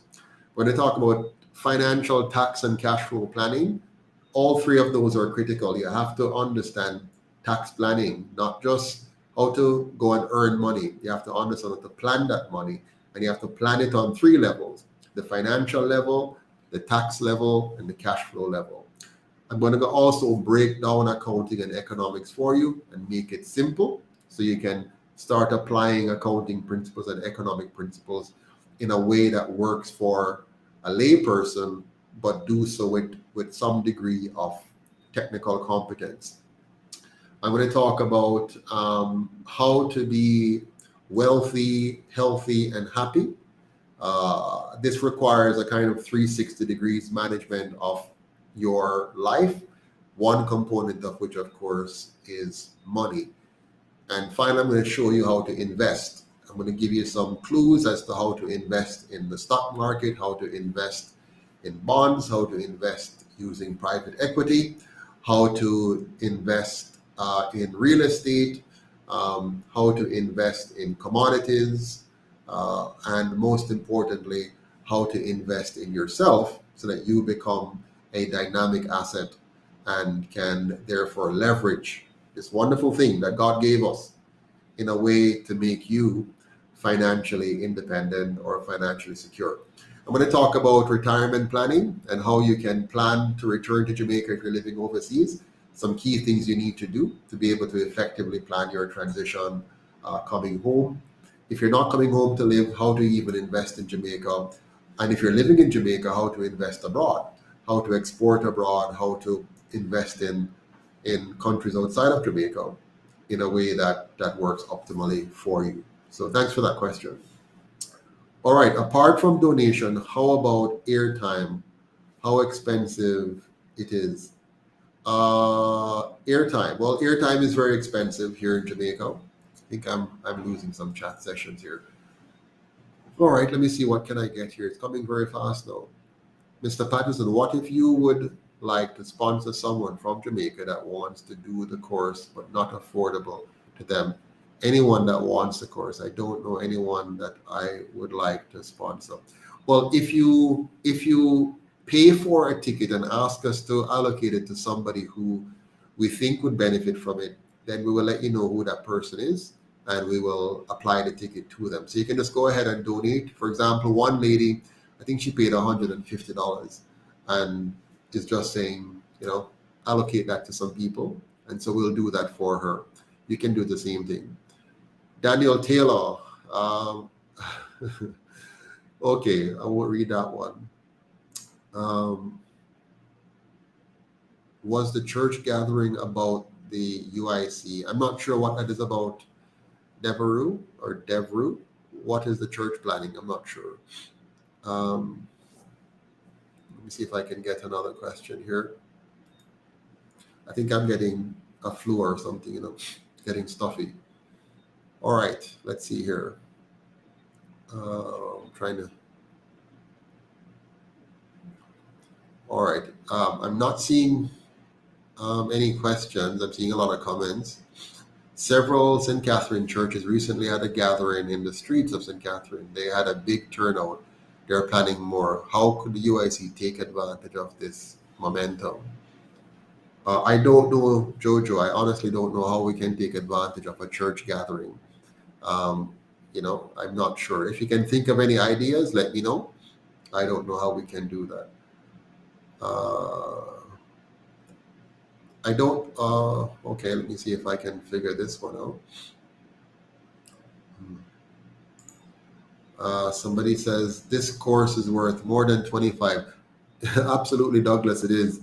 But we try to make it reasonable. The proceeds go to the campaign, so that's a good thing.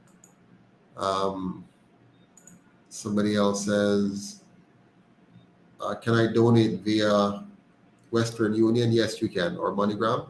Yes, Janet, you can donate via those ways. Just contact the phone number, the UIC number, and you'll be given the assistance to donate through Western Union or MoneyGram. Thank you so much for that. Yes, Mr. President, a lot of Jamaicans are still ignorant, still sleeping, unfortunately, yes. Let's see, who else we got here? Mr. Patterson, I should have asked, what's the cost for a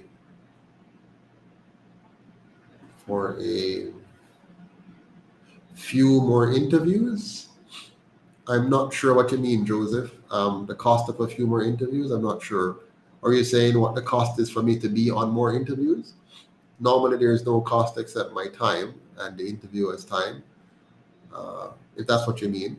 Hope I'm answering the question correctly. Hey guys, I'm getting stuffy. As I'm speaking, my nose is clogging up. My wife has been sick, she has the flu. And I think maybe it's my time now. I hope not. Let me see here. Okay. Oh, you want the UIC numbers? All right. Let's see if we can get the UIC number up. How to contact the UIC. Here we go. Oops, I think that's an old thing there. But you can contact us at this number, 2930812. I know there's another number as well. You can also contact us here, 471-6598. So 2930812 or 471-6598.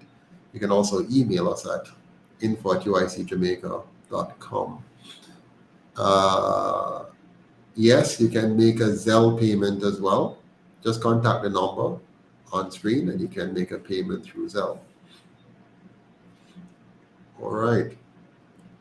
Super chats. Let me see if I can see your question on super chats. What is that now? Where is that? Where is that? You want to post it again so I can see it? I kind of missed it somewhere there. So post it again for me if you can. Okay. Okay. Yeah, so I'm really excited though about what we're going to do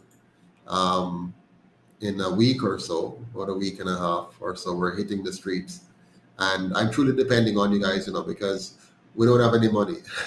We don't have any money, so we're depending on you guys to give us the funds, as we go. So any day at all you can find some money to send to us, just send it. Don't wait for a particular time. If you find $25, $50, $100, $1,000, just send it so that we're going to make commitments without knowing if we have the money. We're going to be getting a vehicle or vehicles, organizing accommodations and all of that, right? Photography, videography, all kind of stuff.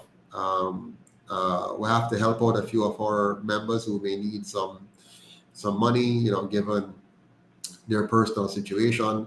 So we need to raise quite a bit of funds to be able to, do what we need to do here. Repeat the numbers. It's 876-293-0812.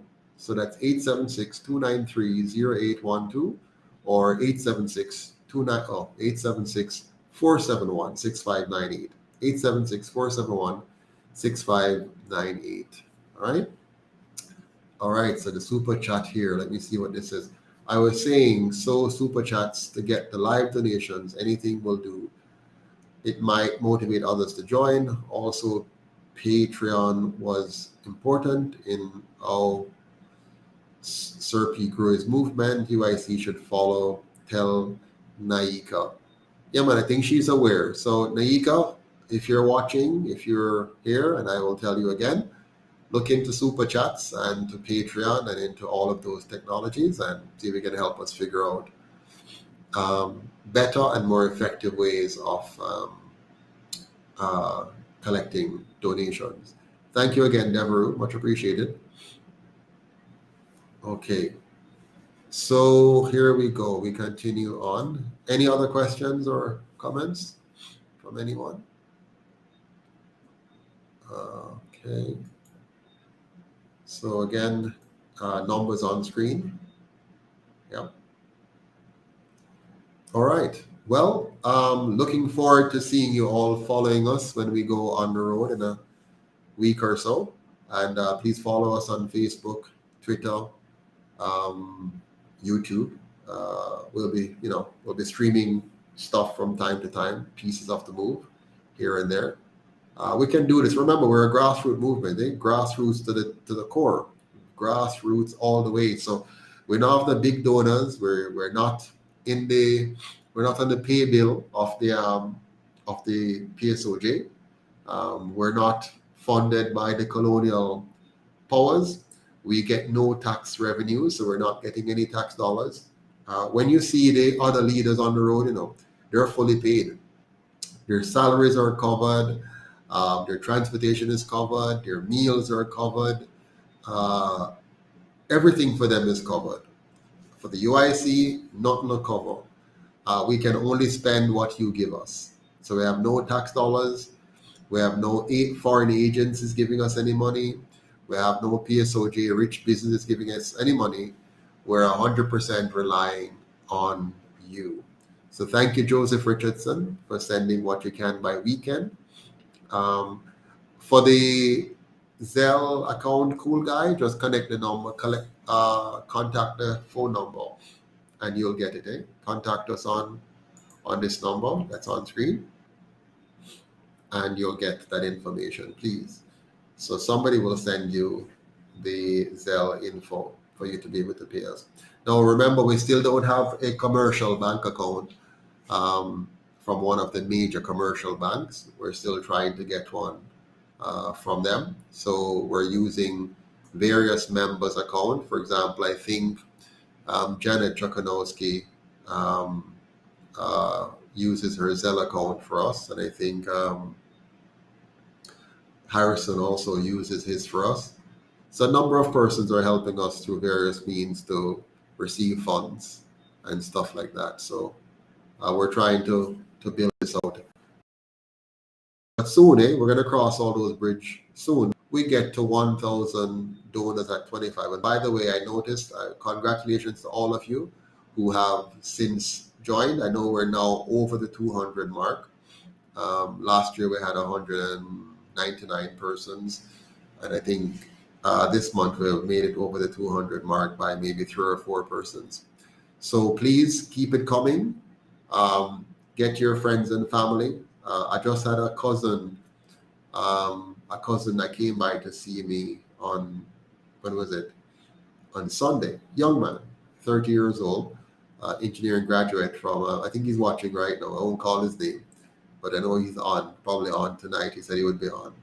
But we had our first time, we're family members, and I haven't seen him for years. He was a kid when I knew him. Now he's a grown man, 30 years old. I'm about to get married and everything. And we had a chance to talk about the UIC. And I was so impressed, that he's already organizing his friends. He has never voted before, but he's organizing his friends at work and others to vote UIC, telling them vote for my cousin. So his mother is my aunt. Yeah, right. His mother is my aunt. And so I was quite impressed with, and he was doing all of this work before we met. He was beginning to mobilize people and stuff. And recently, one of my uncles from Canada also joined the movement, and he's rallying, other family members around the world to kind of get involved and get behind. Some of these persons I haven't spoken to for years, or I've never even spoken to some of them, but they're now getting involved in the movement, wherever they are. My wife's family as well, different people are donating and contributing and helping out. So little by little, we're building out. And if all of us just come together, join hands, and say, it's time for us to create one Jamaica, because we know that we're stronger together. And we can overcome these two parties. They're big, they're powerful, they're entrenched. They have captivated the minds and hearts of some of our people. They have a strong, well, not really strong. They have a base, and that base is beginning to weaken a bit. And then we have the vast majority of Jamaicans, the 63% versus the 37%. Yeah, so the 63% who is not voting, we need to get all of them to find the what do you call it now? Find the drive again, the will again to engage in the political process, recognizing that if they don't engage in the process, the 37% will engage, and that 37% will continue to vote for bad governance, right? So Some of the 37% is moving over into the center to join the UIC, which is good. But we need the bulk of the 63% that didn't vote to come over and take back their country from those on the other side who will vote for one of these two failing agencies. Yeah, they've gotten 79 years to do something. They haven't done it. They have wasted 79 years. Wasted our money, wasted our time, and blunted our future.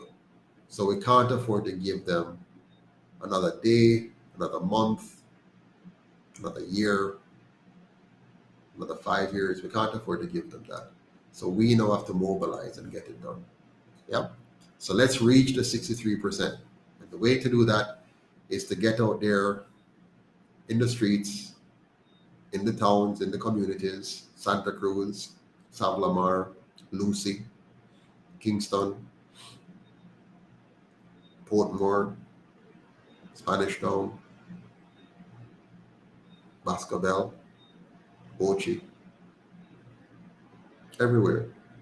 Junction, St. Elizabeth. Let's get out there. So, and for us to do that, it takes money. We need money for food, money for transportation, money for accommodation, money for data, because we have to have data on the road, and phone and stuff. Printed materials. Yes, Janet, Negril, absolutely. Little London, absolutely. All of them. Yeah, by the way, where are you all from? So let me know. I see a number of persons on the live here. Just write where you're from, which parish or town you are or state. Where you are. Like if you're in New York, or you in Florida, or you in Kingston, or you in Montego Bay, or you in Santa Cruz, Braze River, Elam. Write it in the comment section. Let me see where you are. Sometimes I don't know where everybody is from, and like who's on. So Zena Brown is in Maryland. Welcome. Zena, you'd be happy to know that my mother is in Maryland. So my mother and some of my siblings are in Maryland. And we have cool guy in Connecticut. Beautiful. I don't have anybody in Connecticut. Colorado, USA, Joseph Richardson. And we have Kirk in Canada. Big up. You know that I lived in Canada before. Where in Canada are you, Kirk? Brooklyn.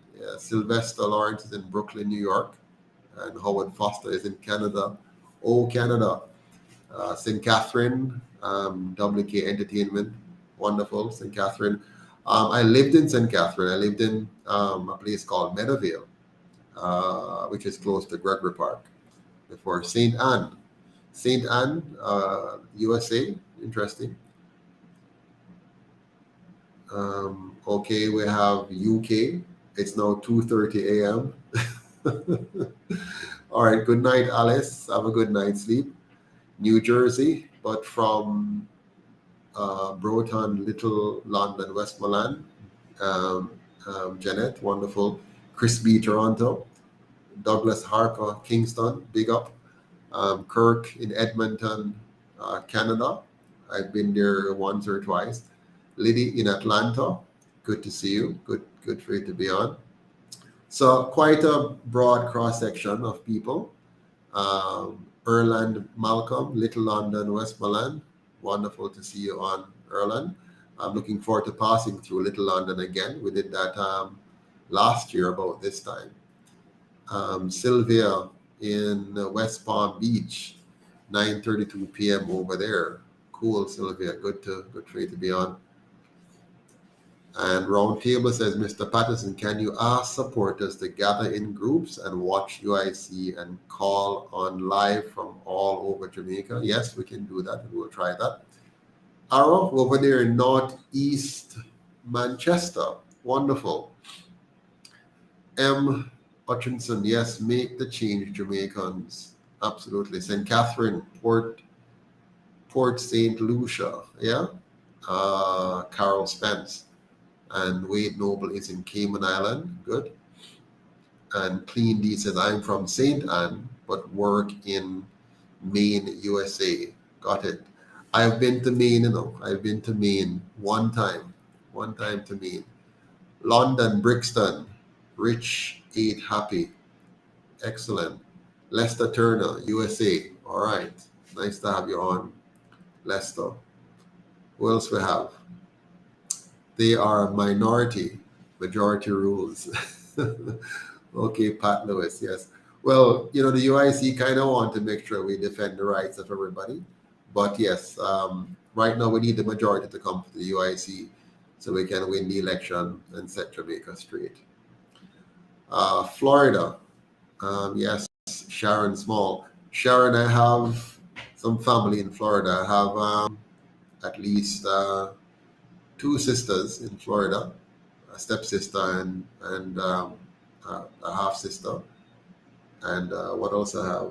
I have an uncle. One of my uncles lives in Florida as well. Yes, good. So lovely connections. Lovely to see so many people from all over the place. And now I have to bid you good night. And because it's now 4 minutes past my time, I want to thank you all very much again for being on. Remember, one Jamaica, stronger together. Let's preserve one UIC. I want to say one big shout out to all those persons who, for one reason or another, may have left the movement because of all kind of stuff that may have happened. I want to encourage all of you that now is the time to come home. Now is the time for us to join hands together. We're facing a most difficult moment in our history, a very dangerous place in our history. The whole world is rapidly changing, and we have leaders now at the helm of Jamaica who do not understand how to protect our interest as a people, who do not care to protect our interest as a people, and who will sell us out at the drop of a pin. They tried to sell us out, did sell us out, and almost destroyed us recently with their foreign masters medication. They've sold us out in backside.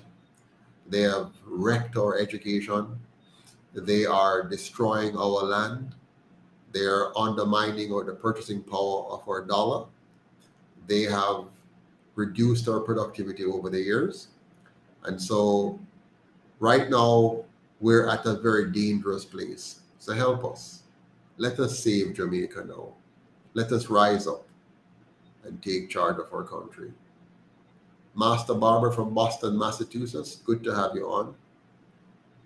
Thanks to all of you again for being here tonight. Have a good night until we meet again. Take care. One Jamaica, stronger together. All the best. Oh, you can go ahead and score tonight. What is the score? 100%? 90%? 50%? Please go ahead and put your score in and let us know how you rate tonight's program. Take care until we talk again.